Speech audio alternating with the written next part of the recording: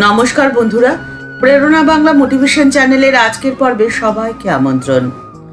আপনার যদি মনে হয় ঈশ্বর আপনার সাথে অন্যায় করেছেন, অবিচার করেছেন, আপনার যা যোগ্যতা তার থেকে তিনি আপনাকে অনেক কম দিয়েছেন, অথচ আপনার চারপাশে অনেককেই হয়তো আপনি দেখছেন যাদের যোগ্যতা আপনার থেকে কম, কিন্তু তাদের জীবনের সফলতা আপনার থেকে অনেক বেশি। আপনি তখন হতাশ মনে ভাবছেন, কেন কেন ঈশ্বর আপনার সাথে এই অবিচার করলেন? আজকের এই ভিডিওটি যদি আপনি শেষ পর্যন্ত দেখেন, তাহলে আশা করি আপনি আপনার প্রশ্নের উত্তর পেয়ে যাবেন।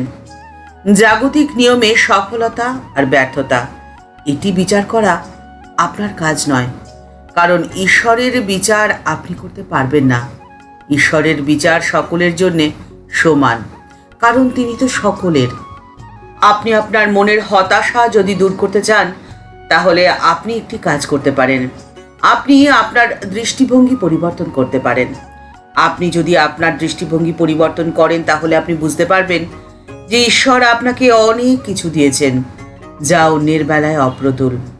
একদিন দক্ষিণেশ্বরে মণি মল্লিক ঠাকুরকে বলছেন, ঠাকুর, জীবনটা যেন একটা লম্বা ঘুম। এতে বোঝা যাচ্ছে যে সব ঠিক দেখছি না। যে মনে আকাশ বুঝতে পারি না, সেই মন নিয়েই তো জগৎ দেখছি। অতএব কেমন করে সব ঠিক দেখা হবে?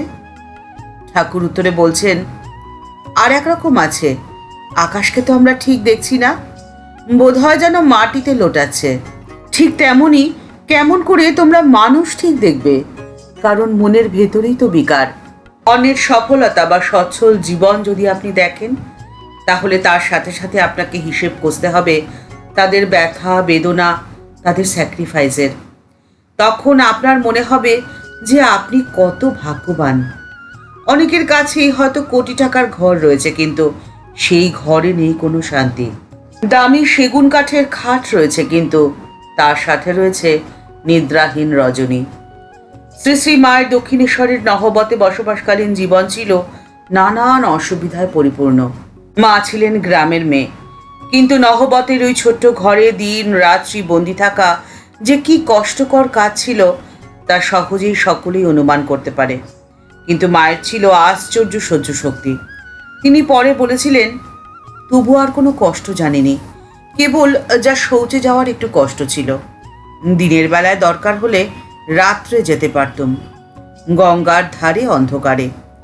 দক্ষিণেশ্বরের জীবন সম্পর্কে মা বহুবার বহু জায়গায় একটাই কথা বলেছেন, যে তখন তো হৃদয়ে আনন্দের পূর্ণ ঘট বসানো ছিল। লোকে বলে কষ্ট কষ্ট, কিন্তু কষ্ট যে কি সে তো আমি কোনোদিন বুঝিনি। দক্ষিণেশ্বরের ওই ক্ষুদ্র ঘরে মায়ের বন্দিনী জীবন আনন্দময় হয়ে ওঠার প্রধান কারণই ছিল মায়ের কর্ম। দক্ষিণেশ্বরের জীবনের প্রথম দিকে ঠাকুর প্রত্যেক দিন শেষ রাত্রে শৌচে যাওয়ার পথে নহবতের কাছে এসে মা ও লক্ষ্মী দিদিকে উঠিয়ে ধ্যান জপ করতে বলতেন। শীতকালে মাঝে মাঝে বিছানায় শুয়ে মা লক্ষ্মী দিদিকে সাড়া দিতে বারণ করতেন, কিন্তু ঠাকুরও নাছোড়বান্দা। মায়ের সাড়া না পেলে নহবতের বারান্দায় উঠে চৌকাঠের ফাঁক দিয়ে গাড়ুর জল ঢেলে দিতেন। তখন মা যদি বলতেন, বিছানা ভিজে গেল, ঠাকুর তখন গান ধরতেন, প্রেমের ঢেউ লেগেছে গায়ে, শান্তিপুর ডুবু ডুবু নদে ভেসে যায়। ঠাকুরের নির্দেশে মা প্রত্যেক দিন রাত্রি 3টের সময় উঠে জপে বসতেন এবং ভোর 4টের সময় গঙ্গা স্নান করে ঘরে ফিরতেন। সমস্ত দিন আর বের হতেন না, নীরবে নিঃশব্দে এবং অদ্ভুত ক্ষিপ্রতার সঙ্গে সমস্ত কাজ শেষ করে পুজো জপ ও ধ্যানে নিযুক্ত হতেন, আর তাতেই দীর্ঘ সময় মগ্ন হয়ে অতিবাহিত করতেন। স্বামীজি একাধিকবার বিভিন্ন জায়গায় বলেছেন, মহত্তম কর্মগুলো সবসময় নীরবে এবং লোকচক্ষুর অন্তরালেই হয়ে থাকে। আমাদের প্রত্যেকেরই জন্ম হয়েছে একটি বিশেষ কারণে, সেটি হলো কর্ম করার জন্যে। আমাদের কর্ম করতে হবে, ফলের আশা ত্যাগ করেই কর্ম করে যাওয়াই আমাদের প্রত্যেকের দায়িত্ব এবং কর্তব্য। আপনি যদি আপনার জীবনের প্রতিটি দিন, প্রতিটি ক্ষণ, প্রতিটি মুহূর্ত কর্মময় করে তুলতে পারেন, তাহলে আপনি থাকবেন সব সময় আনন্দে, কারণ আপনার মনে তখন অন্য কোনো চিন্তা স্থান পাবে না।